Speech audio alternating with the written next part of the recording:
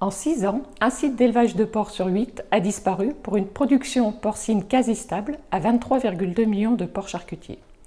Comment s'est opérée cette concentration structurelle à une échelle individuelle? Je vous expose les résultats dans cette vidéo Écoport grâce à l'étude type financée par Inaport et réalisée par l'IFIP l'année dernière. Entre 2014 et 2020, le nombre de sites sortant plus de 300 porcs a diminué de 12%. On en compte environ 9500 en 2020. La production annuelle moyenne a augmenté de 16%. Plus de 70% de cette baisse est due au nombre de sites avec truie. Ce dernier est passé de 5200 à 4200, soit un recul de 18%. Le nombre de sites sans truie a diminué 3 fois moins vite, de 6% en 6 ans. Mais alors, comment se sont opérées ces évolutions à une échelle individuelle?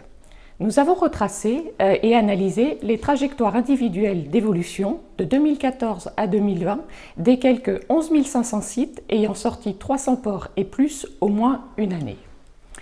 On observe différents mouvements. Des sites ont en effet cessé la production, notamment des engraisseurs spécialisés.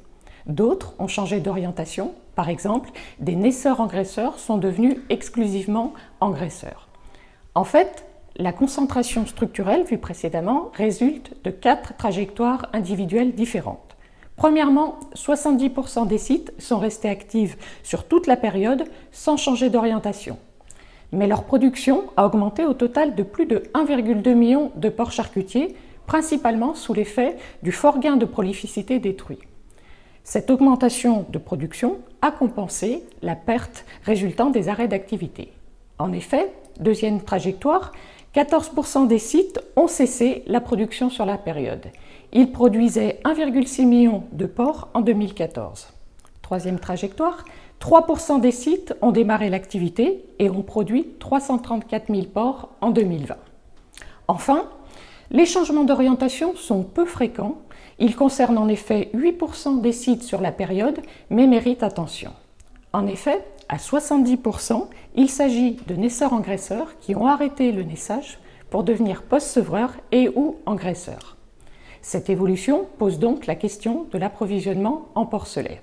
Pour plus de détails et de résultats, je vous renvoie à l'article présenté aux dernières journées de la recherche porcine.